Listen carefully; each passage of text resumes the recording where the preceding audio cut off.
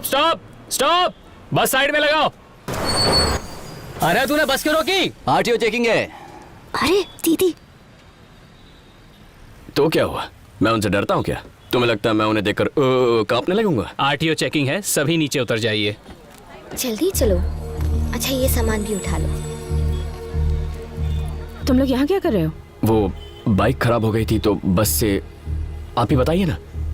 हाँ दीदी, इसकी बेकार बाइक खराब हो गई, आप मुझे गाड़ी में छोड़ देंगी? बिल्कुल भी नहीं, ऑटो में चली जाओ। सुना ना दीदी ने क्या कहा? हाँ सुन लिया।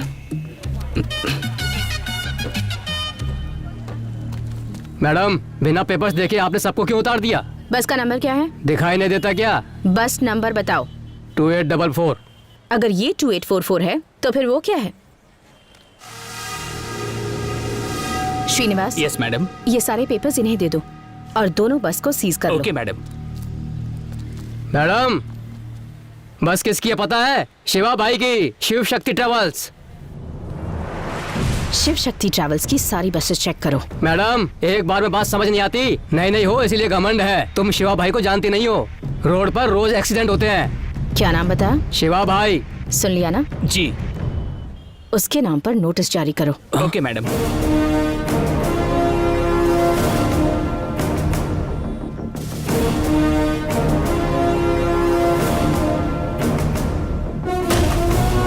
वो जो नई लेडी आरटीओ आई है वो हमारी बसें सीज कर रही है। अगर ऐसा ही चलता रहा तो एक भी बस हमारे पास नहीं बचेगी। उसे दिखाना पड़ेगा कि आप कौन हैं। वकील साहब, आप कमिश्नर से बात कीजिए। ठीक है शिवा।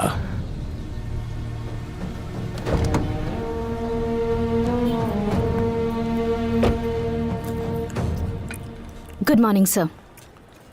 ये सब क्या हो रहा है? मैंने सुना यहाँ जो बसें चल रही हैं तुमने रोकने पे तुली हो। ए, मिर्ची किधर है? अभी लाया सर। सर, 3 महीने पहले हाईवे पर बस में आग लगने से 40 लोग मारे गए थे। मैंने उस ट्रैवल्स की हिस्ट्री चेक की और रिपोर्ट बिल्कुल अच्छी नहीं है। नहीं है तो क्या? शिवा की बसेस ऐसी ही हैं। वो आदमी पागल है। वो कब क्या सोचता है कोई नहीं जानता। हमें ही एडजस्ट करना होगा। नो सर, ये आम जनता की जिंदगी का सवाल है। तुम औरतों की यही दिक्कत होती है। कभी मर्दों की कोई बात मानी है? मैं तो बस अपनी ड्यूटी कर रही हूँ सर। तुम्हारी ड्यूटी क्या है मैं जानता हूँ। एक सरकारी नौकर का यही काम होता है कि अपने सीनियर्स की बात माने। सर आप मेरी बात। तू अपनी बकवास बंद कर। अब मेरी बात सुन। शिवा की बसेस कल सुबह से रोड पर होंगी। चलो अब जाओ यहाँ से। चाय किधर है? लाया सर।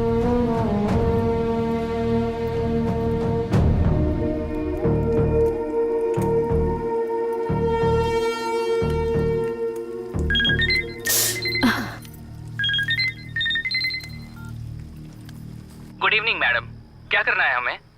सबसे पहले सीज की गई बसेस को गोडाउन में भेज दो।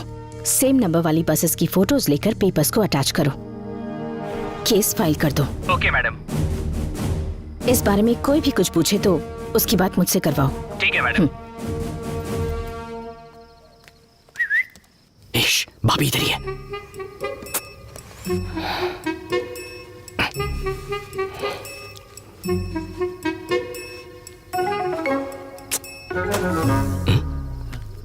ये लाइट को क्या हुआ? क्या कर रही हो? भाभी आ जाएगी। आने दो ना। अच्छा ये बात है।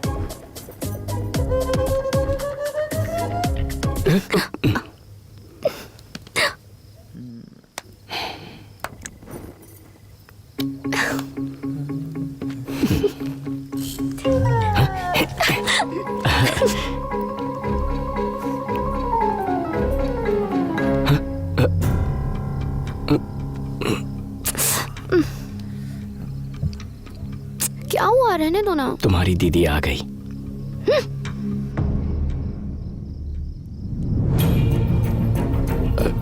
भाभी वो इसने मुझे अंधेरे में गलती से पिलर समझ लिया है।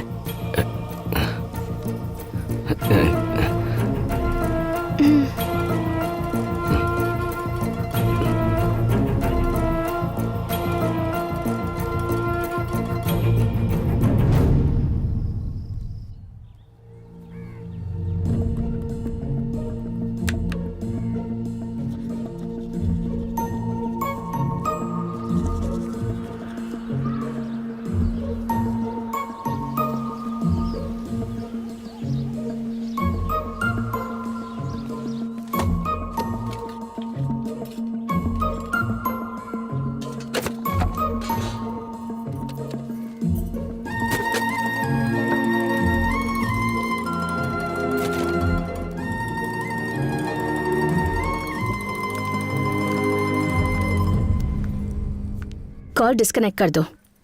मैंने उसे गांव भेज दिया है।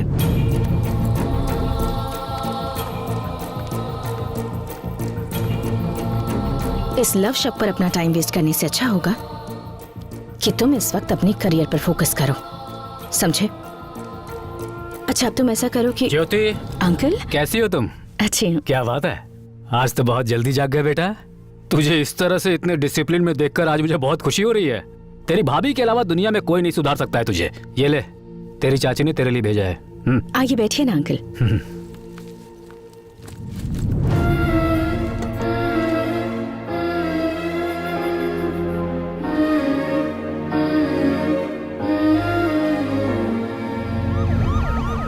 ये पुलिस क्यों आई है? लगता है उस ऑफिसर ने कमिश्नर की बात नहीं मानी, केस फाइल कर दिया है, वारंट इशू हो चुका है। पुलिस को मैं संभालता हूँ, उस ऑफिसर को आप संभालिए।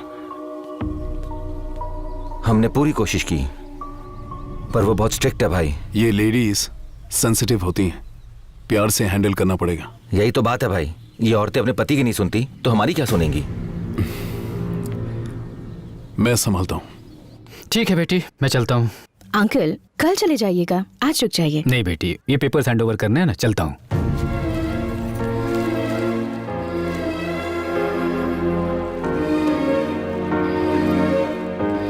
मुन्ना, मुझे स्टेशन तक छोड़ दो बेटा, ध्यान रखना बेटी। जी अंकल।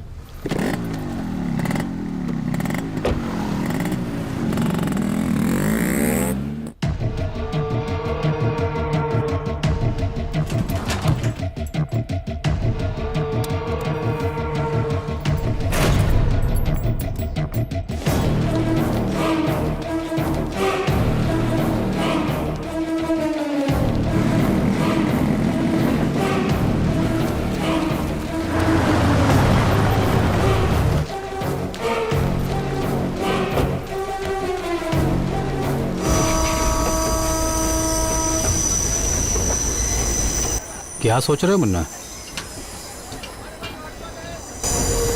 कुछ नहीं।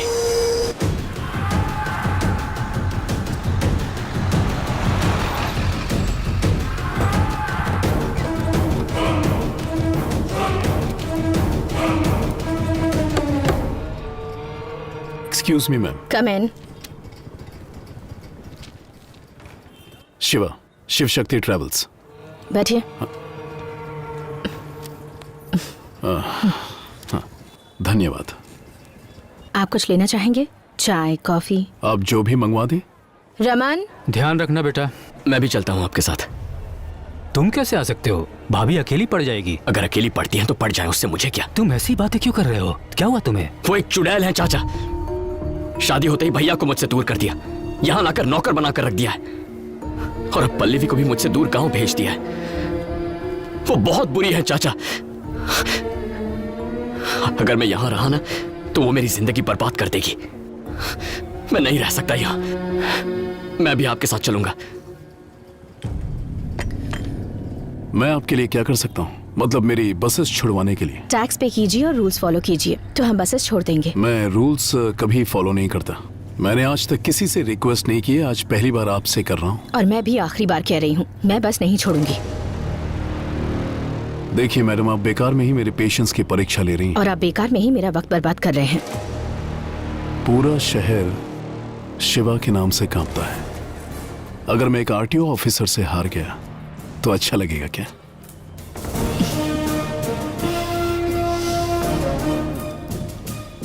आप जानते हैं, ये पूरा डिपार्टमेंट ज्योति की बहुत रिस्पेक्ट करता है। अगर मैंने कॉम्प्रोमाइज कर दिया तो वो अच्छा लगेगा क्या? अगर कभी किसी को न समझ सको तो चलेगा बेटा, पर किसी को गलत मत समझो।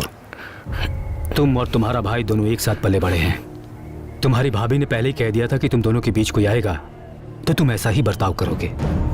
शादी के बाद तुम्हें इसलिए दूर नहीं भेजा कि वो तुम्हें पसंद नहीं करती। तुम्हें मेरे पास इसलिए भेजा ताकि तुम अपने पैरों पर खड़े हो सको। यहाँ पर तुमसे काम करवा कर वो तुम्हें नौकर नहीं बनाना चाहती थी, बस ये चाहती थी कि तुम अपनी जिम्मेदारियों को समझ लो। पल्लवी को तुमसे हमेशा के लिए दूर करने के लिए यहाँ से नहीं भेजा, बल्कि इसलिए भेजा कि तुम दोनों एक हो सको। तुम्हें पता है उसने मुझे यहाँ अचानक क्यों बुलाया? वो अपने पापा की दी हुई जमीन कम दाम में बेचना चाहती है ताकि तुम सेटल हो सको और मैं पल्लवी के पापा से उसका हाथ तुम्हारे लिए मांग सकूं। हम मिडिल क्लास वाले लोग हैं बेटा। अगर घर में एक सदस्य भी बढ़ जाए तो खर्चा बढ़ जाता है। और जब मैंने उससे पूछा कि इतने सालों बाद भी बच्चा क्यों नहीं प्लान कर रहे, तो उसने कहा मुन्ना भी तो हमारा ही बच्चा है, पहले उसे सेटल होने दो।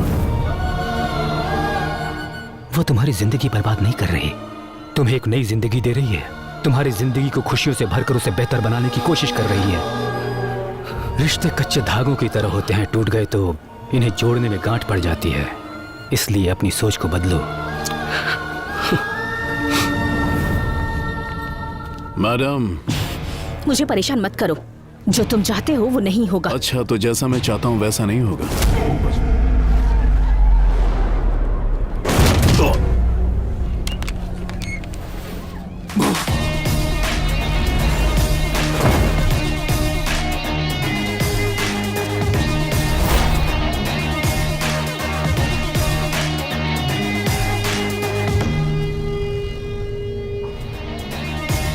तूने जिस औरत को गाली देने की हिम्मत की है ना,